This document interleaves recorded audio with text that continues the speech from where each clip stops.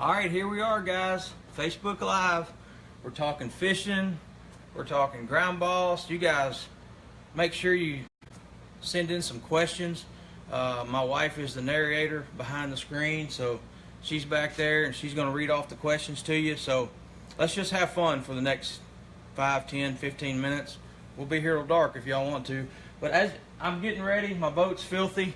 I'm getting ready to go to South Africa for Team USA, and we're going to be fishing for gold there. And I'm getting ready to fly over there 18 hours. So I'm packing some stuff up, and one of the things that I can't be without is my Grime Boss. I don't know if you guys have heard of Grime Boss. They're in Bass Pro, they're in a lot of retail stores, but the Grime Boss fishing wipe is a wipe that I just cannot be without.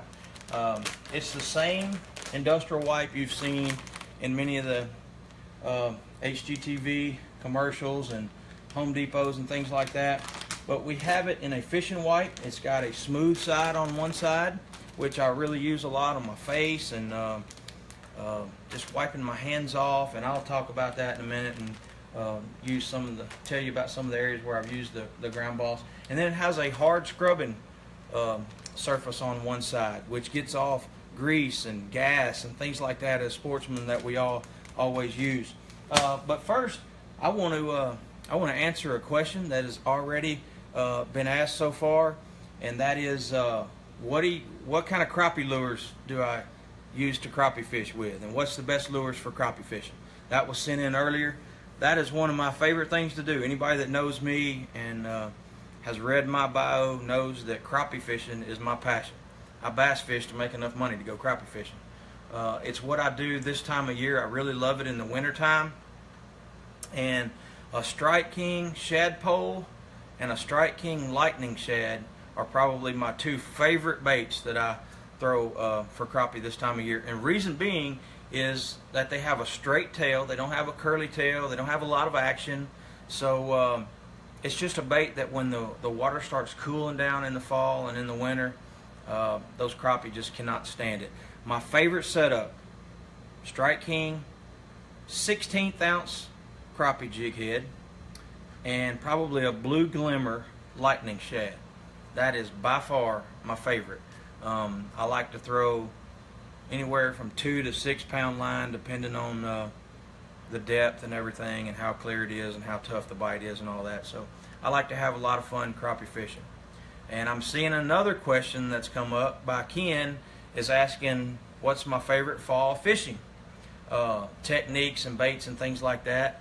And I went ahead and grabbed some fall fishing lures that I probably like the most. I guess my favorite for fall fishing is a lipless crankbait. Probably right here, a chrome sexy shad, 1/2 ounce red eye shad. Reason being is in the fall you got these winter drawdowns in all these lakes, and this is just the time of the year when those fish really get on shad. Shad start migrating around the backs of these pockets, and they're not really on as much on the cover and things like that, because as I said, these lakes are being drawn down. A lot of the cover is not, it's out of the water. So you've just got flats. You've got flat sandbars, flat rock, flat pockets and things like that. And these fish migrate around with the shad. They use the shad as cover. They use them as bait, as oxygen, as shade. So they just sit underneath these schools of shad and migrate around with them. And a Strike King red eye shad, or any bait that you can cover lots of water. The 1.5 little Rage Blaster. There's my picture on the bottom of the Rage Blaster. They covered it up. Must have had a booger in my nose or something. They didn't want my face to be shown. But no, that's just baits that I really like to throw and cover lots of water on covering flats. And that's what you're trying to do. Look for shad, cover lots of water, and concentrate on those shad, and you make repetition casts in all these backwater sloughs and things.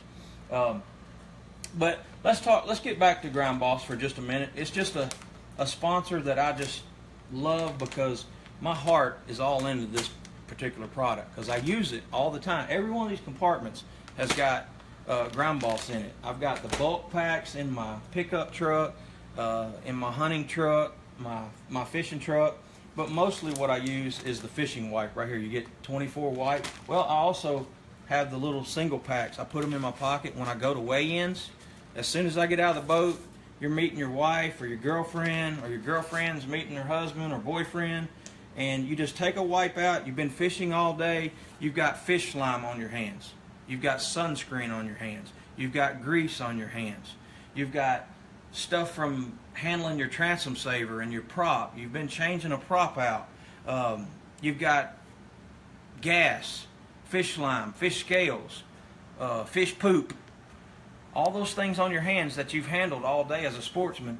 And you've got this rough side that if you've got, you know, harsh chemicals on your hands, gas and oil, it takes it out. And then you've got a smooth side that I wipe my neck off and get all that sunscreen off the back of my neck. You can clean your ears, you can clean around your eyes. It's just a way to, before I go to weigh-ins, I'm going to be around people. If you get on your Facebook Live and you start talking to people on social media and you're telling them about your fishing experiences or your hunting experiences or whatever, you want to make sure you clean your face. The smooth side is the way to do that. If I'm out fishing in a day's time, I'm always cleaning off, whether it's, like I said, fish poop, bird poop, grease, anything that I come into contact with. If my boat comes across something, man, I can just really clean these vinyl wraps real good with it. We don't think about all the times that our boat gets nasty. And when our boat gets nasty, what do we use to clean it up? We use a towel that's in the boat. Okay, we clean all that stuff off, like our hands, our boat, the gas, the oil, the poop, and all that. Well, what do you do when you get done cleaning? You're not going to throw your towel away. You put it back in your rod locker, and the next time you go fishing, it reeks. Whereas with a GRIME BOSS, I simply throw this thing in the garbage can, done. I take out a new one. I've got a bulk pack here. Whichever GRIME BOSS you like, I've got it right there. Waterproof package.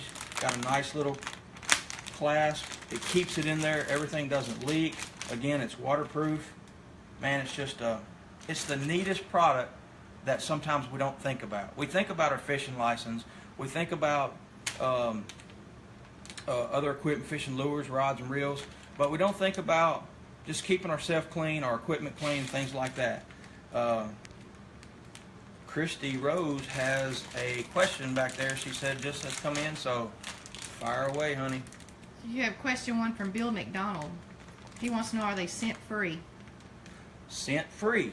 We do have a scent free wipe, and I actually know Bill McDonald, and I know he's a hunter. And Bill, we do have a scent free wipe. It is it's the Realtree version. It is the one that Bill Jordan endorses, and you can see it on Realtree Monster Bucks and his television shows. It's promoted there. But it is in a camouflage container. You can put it in your backpack. If you got gas on the way to your deer stand, or your bow is dirty or anything like that, you got mud on your boat from riding in a four-wheeler, on your bow from riding on the four-wheeler, you can take the scent-free wipe. You can clean off your string, your riser, your limbs, whatever, on your pants. If you've got gas on them or something, you can clean that right off. So yes, we do have a scent-free wipe, but in the fishing wipe, it's a citrus scent, and it smells really good. My granddad was a commercial fisherman. He fished. He passed away at 98 and a half, and he commercial fished right up till he was in his high 90s. And he told me all down through the years that citrus scent was the best scent for getting that hard, you know, his hands, 98 and a half, fishing since he was in his teens. His hands were cracked. They were rough. That was a working man's hands. And that citrus scent is what he relied on to get all that fish slime off. So that's my granddad talking, and I know he knows what he's doing. He made a good living at it and enjoyed himself fishing. So that citrus scent is what is in the fishing wipe. Or yes, Bill McDonald, they do have a scent-free wipe. He also wants to know, will they work on rod handles? Yeah. As a matter of fact, I've got I put some rods out right here because I knew I was going to be talking about these. And as you can see, I've got some loose rods out here. And you can see this is a brand new rod. Well, it's not very used. And then we've got a dirty oil grimy looking rod handle right here. My wife's laughing, so she must have got a funny question. Take the Grime Boss. Now I would take it over on the rough textured side. Just hit it real quick. You can get that oil and all the grime from being on your hands and such. You can even clean the dirt up in the real seat area. But as you can see now, we scrubbed that pretty good. See, that side is really dark, nice and light, just like the new one. That dries. You've got a nice clean rod handle. Guys, it's not just rod handles. Here's some, let me show you a bait. I'm trying to get all this in the screen so y'all can see it. We don't have a television production crew back here. But you've got an old Strike King 4S crankbait right here. I mean, that one has caught some bass. And it's got some marks on it. It's got some grease on it. Now, I can't rub those tooth marks out. You want to keep those on there. All right, you can back up. You want to keep those on there. But as far as dirt, look at what just came off of that crankbait. That is dirt and grime. And that just cleans those crankbaits up. You've seen them rusty in the bottom of your box where rusty hooks and things gets on them. Simply just take your Grime Boss out, waterproof package, pull one out, clean those crankbaits up. That's not, I mean, crankbaits, your plain old tackle boxes, your whatever. The sky's the limit. Anything that you have in this boat, your helmet, your shoes, your flip-flops, whatever you fish with, Grime Boss cleans them up. Got a fishing question? Well, there is a fishing question. Eric Milton wants to know. He said that Ross Barnett is very tough right now. Help. What are your suggestions? Yeah, that fall transition time of the year. Again, Ross Barnett. It has a river system.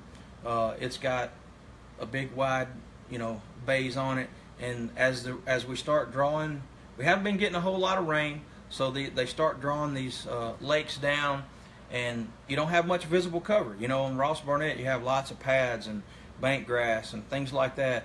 As this cover starts to fade away, the shads start moving their way back in these shallow areas. And at Ross Barnett, man, you've got to wade through the jungle or navigate through the jungle to get back in some of these flats.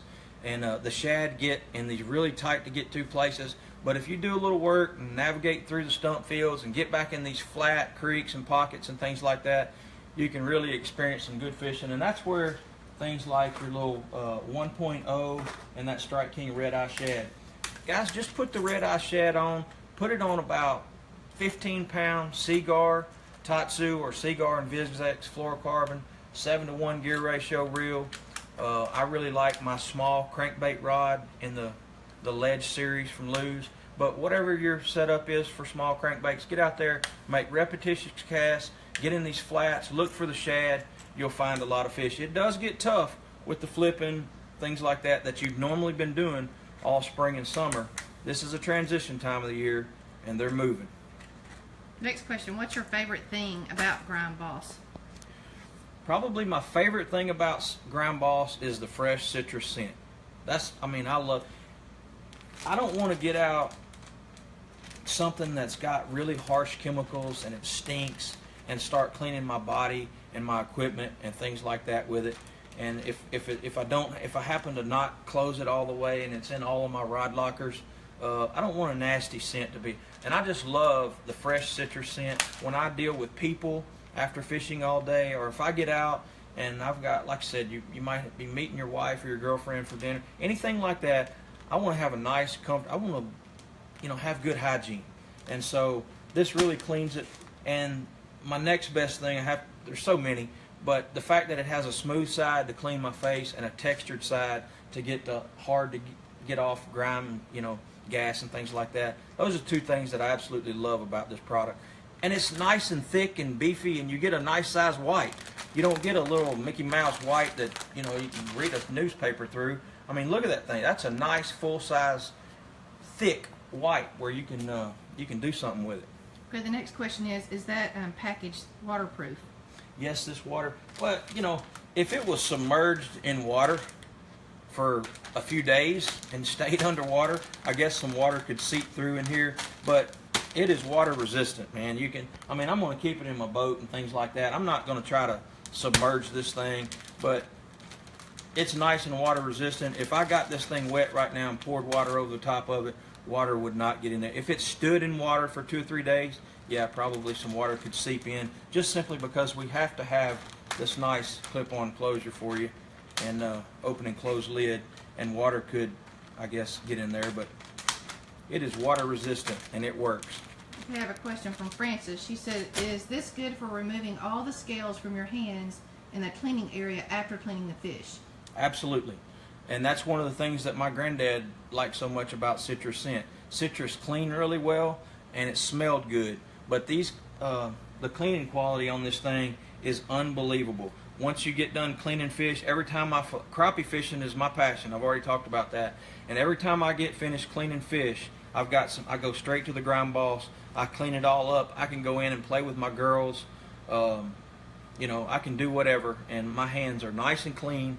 And, you know, fish is not a nasty animal as far as, you know, just getting your hands all done. Once you clean it off, it's off, you know, and it leaves your hand with a nice, good citrus scent. You don't have to do a lot of scrubbing to get fish off. It's just simply run a little bit of water over it, clean it off, and then you can take your Grime Boss and get a nice fresh scent, and it does clean very well also. So yes, it's the first thing I go to. Okay, Nicholas would like to know, how much are they? I'm not sure about all the prices. I know that this package of 24 is in the $5 price point, give or take. Don't quote me on the exact prices. You know how retail companies are, but they are very affordable. They're not going to break the bank. They're not going to cost any more than a nice fishing lure, and you get 24 of them. But they're not very expensive. They're not going to cost you an arm and a leg. Brian would like to know, are you going to be using the Ultrex next season? Not sure there, Brian. Thanks for the question, Brian. That is a very good product. I've heard a lot of good things about it, but I'm not sure on that one. We got a lot of work to do this fall on thinking about things like that, but not quite sure. I have used it, and it's nice. Okay, Channing he said, hey, God bless you, and what's your favorite Alabama fishery?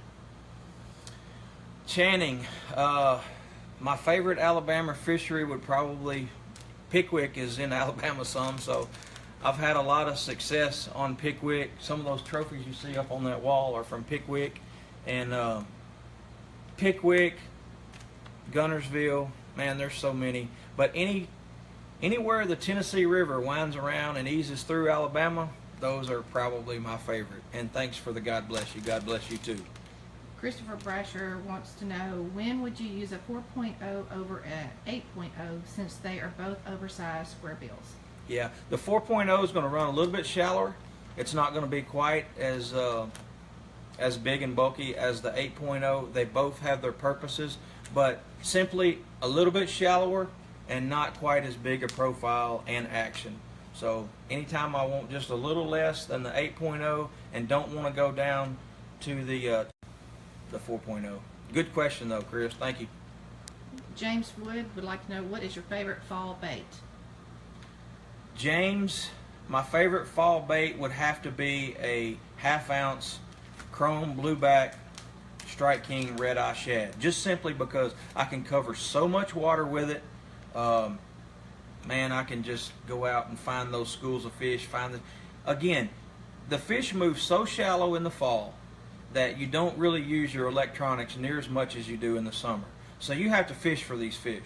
And when they get back in these pockets and shallow bays and stuff, your electronics aren't near as important. I use my Garmin electronics all year long. I couldn't fish without them. But this time of year, you have to do a lot of fishing, and a red eye shad is a bait that I can cover a ton of water. 15-pound line, 7.1 gear ratio reel, and go to work. Okay, next question. Hunter wants to know, are these wipes good if you have to use the bathroom? Hunter, when you don't have any toilet paper. These particular wipes might chap your rear end a little bit, Hunter. That's a good question.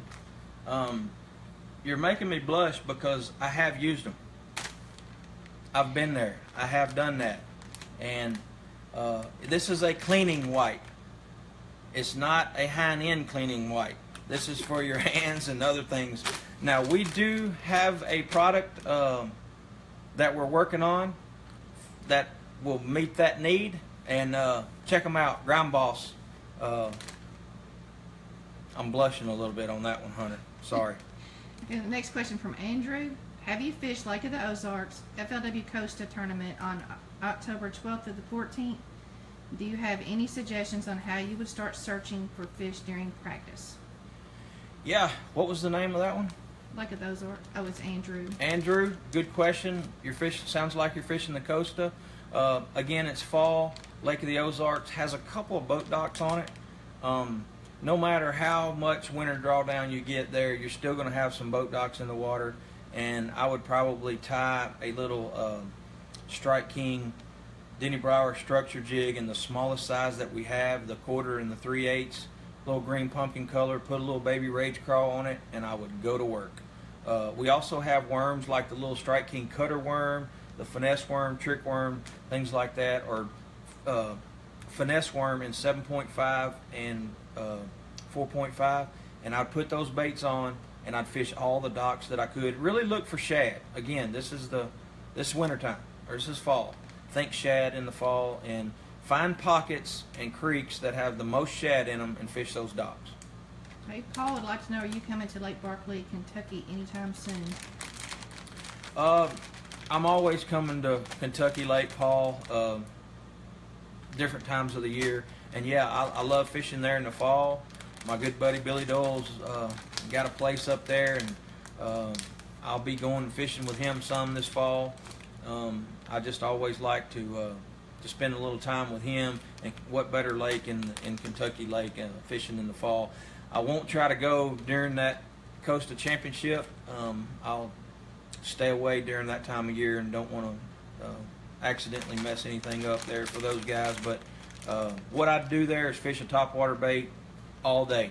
Look for the most shad you can find, fish a topwater bait.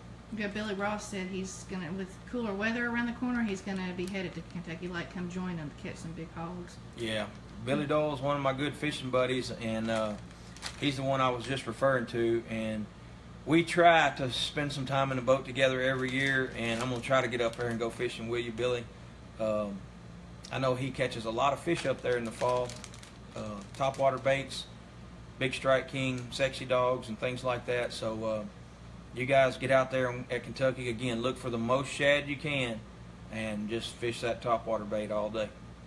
Okay, Mark said, are you excited to go to South Africa for the World Champs? What are you most excited about? I'm most excited about representing my country. You know, I've been watching TV some, a little bit today, and all I hear about is the condition of our country and the athletes, and y'all have been seeing it all, and I'm proud of this country. I'm proud of this sport and the fact that God has given me ability to make a living at it, and the freedom that we have to be able to do that. That's just unbelievable. And I'm going to go, and fishing has been good to me, and I'm going to go represent this country and do the best I can. So just the fact that I am one of your representatives going over there and fishing for Team USA, that's the thing that I'm most excited about. Hey, Will Hitchman wants to know, what is your favorite creature bait? Will, that's a good question. There's so many creature baits out there. They have tentacles, they have crawls, they have ribs, they have little knobs and things like that. But day in and day out, it would probably be the Strike King Rage Bug. It's got a crawfish profile, it's got a bluegill profile, it's got everything that swims in the water. It can emulate that a little bit. So yeah, the Rage Bug is so versatile. I can put it on a swing head, I can flip it, I can put it on a shaky head, I can fish boat docks with it. Probably the most versatile. If I had to have one bait one soft plastic that I wanted 100 pack of, it'd be a 100 pack of black and blue Rage Bugs and 100 pack of green pumpkin ones, and I can do everything. Good question. Okay, James would like to know, on Gunnersville, when the mats wash away and the gnarly grass is left, what is the best baits to throw in that? Yeah. when that milfoil and all that grass starts to get that snotty looking, nastiness to it, that's the time when you throw the frog. Throw a Strike King KVD Sexy Frog and get on top of it. Pull up to them, listen for all those bluegill. You hear them kissing and sucking underneath that mat. That's a live mat. And when that stuff is fresh and, fish that snotty stuff, as that stuff starts to die off, look for all the wood around it. Fish those stumps try to find it with your structure scan and fish that wood. Okay. Greg Bohannon said don't give away too much information on Lake of the Ozarks. And Hunter said that he was laughing about you getting blushed over that question. Yeah, you got me there, Hunter. Yeah, he said it was funny. Sorry about that.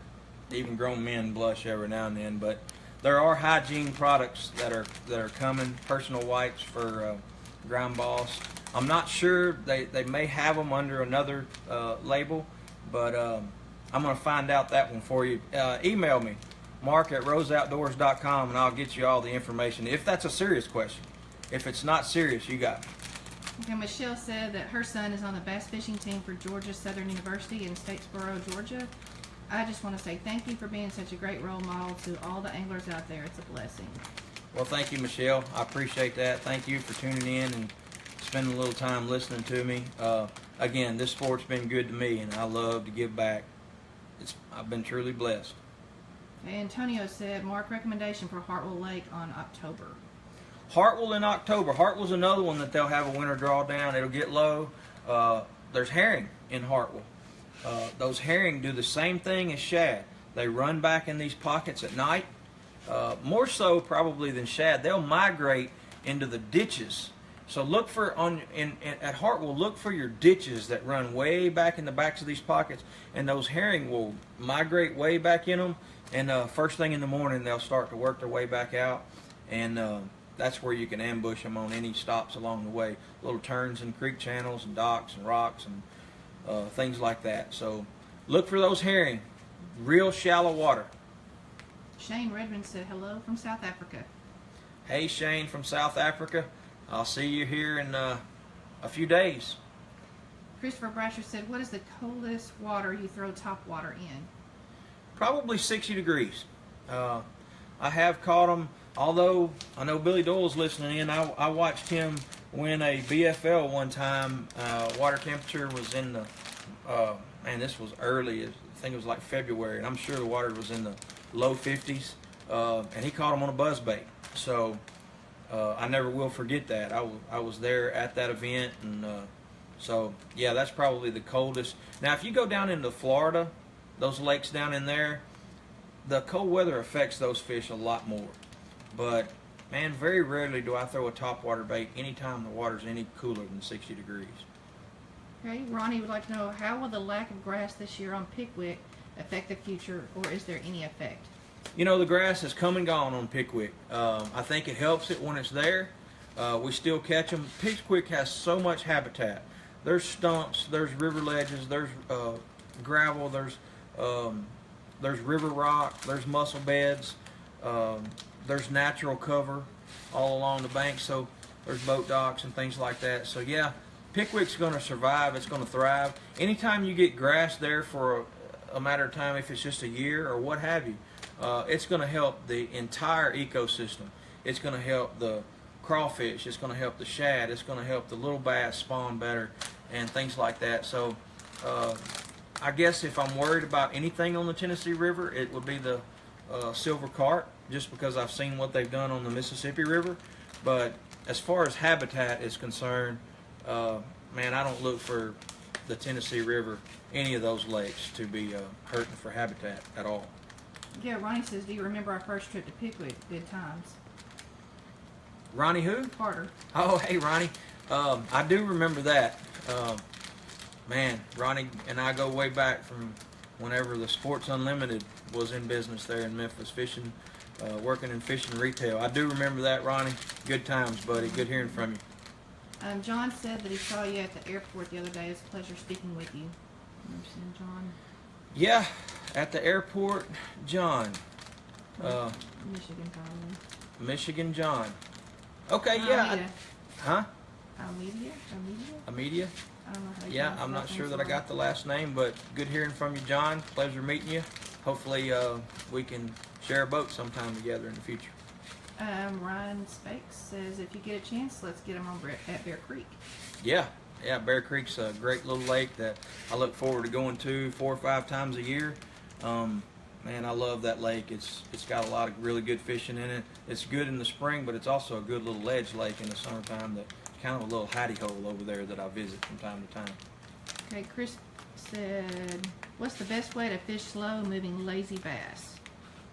Slow-moving lazy bass, one of the scenarios for that is cold water, and the best way to do that is something that's going to pause in front of fish. When they're very lethargic or the water's cold or what have you, you want to fish a bait like a Strike King KVD jerk bait or a soft or a slow-moving jig or something like that, a light jig. Anytime the water is cold, they get real lethargic, and I fish really slow-moving baits. I know you might like to throw an Alabama rig a lot that time of year, and if you do that, go to lighter heads. Go to baits that you can fish real slow. So use light stuff, work it real slow. If they're not very active, slow down with them. Just one more question before we get off of here. One more, and we'll wrap this Facebook Live up. There's several coming in. Just- You want to... Okay, we'll there's take 2 or several, 3 yeah. more. Christy said there's a bunch. There's several coming in now. Billy Ross said that the carp are bad at Kentucky right now, so it's not good. Also, Gary said, hi Mark, is there going to be a fishing rodeo in West Memphis this year?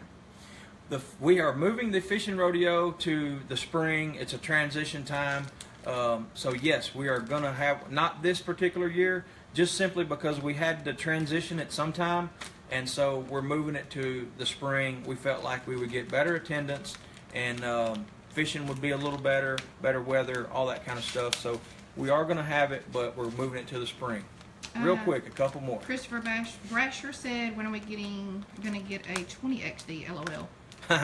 Yeah, that'd be nice. There's times whenever I want that. One more. Okay. Somebody that hasn't. Yeah, Bob Stevens says, do you use backing on reels? What not joins line? Explain reasons why. Sorry about that. Yeah, the question was, who was that from? That's from Bob Stevens. Bob, good question. Do we use backing on reels? Absolutely. I tie a little bit of backing on. You know, I don't have I just reel it till the reel is almost halfway full, not quite halfway. And believe it or not, I tie one overhand knot and cut my line. You can tie all these special knots, but whenever I'm tying on line and spooling line on in a tournament or the night before, it's always in a hurry. And I have never, ever, in 18 years of fishing and before that, I have never gotten down to where I broke my line because of that knot, ever. I tie one overhand knot, spool it on. You'll never get down. If you're getting down to that knot, you don't have enough line on. Great question. All right, guys, we're going to wrap this Facebook Live up. You guys wish me luck over in South Africa. Hey, make sure you check out GRIME BOSS fishing wipes. If you fish saltwater, if you use sunscreen, if you get grease on your hands from your transom saver or your power poles or anywhere in your boat, and if you're a hardcore fisherman, you're gonna get all that stuff. If you're a hunter, if you're a camper, and if you're a hiker, anything like that, if you're a hiker, you can put these little 1-packs right in your pocket. I keep these in my pocket every time I have a fishing tournament, because as soon as I come off the water, I've got one single wipe right there. If I'm standing in the bag line and I've got all those chemicals on my hand from the weigh-in tanks and carrying my bag, I can go out and speak with my wife or my kids or anything, and I'm not smelling like old grimy fisherman. So check them out, GRIME BOSS fishing wipes. I know you don't think about it as much as you do fishing line, fishing reels, fishing rods, but this is a product that I promise you, if you will put it in your boat, if you'll put it in your truck, if you'll put it in your four-wheeler, tackle box, what have you, you will find multiple uses for this product.